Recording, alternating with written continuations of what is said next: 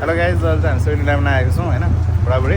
अहिले खुब ट्रेनिङमा चलाएर चाहिँ आइस माछा ल्याटे त्यो 7-Eleven मात्र पाउने होइन, तर 7-Eleven पाउँछ अरे भनेर हामी जहाँ छौँ हेरौँ होइन। लेट्स ट्राई है त सुन।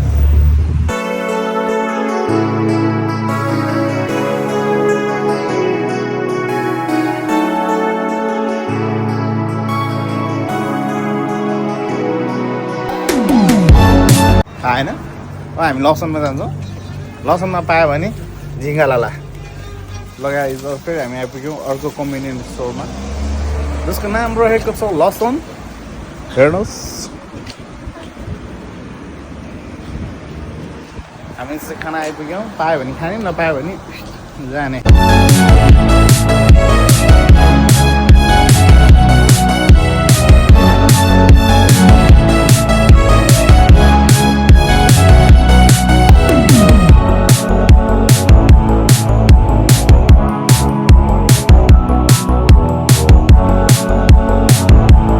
गाइज फाइनली सामानहरू सबै पायो यहाँ चाहिँ।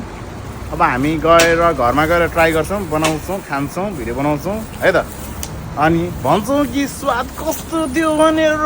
ये गाइज मच्चा क्याफे ल्याटे आइस्ड।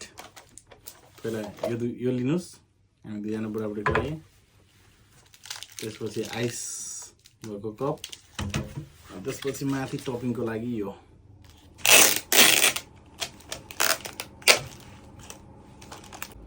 यसो घोल्नु पर्ने होला नि त।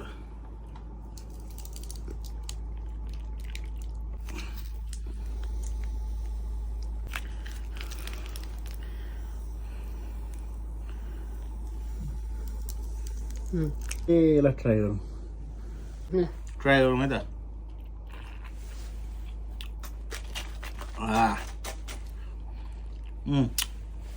मिठो लाग्यो मलाई चाहिँ होइन। तपाईँहरू पनि चाहिँ ट्राई गर्नु होला। गरीमा चाहिँ लास्ट चाहिँ बबाल हुने रहेछ।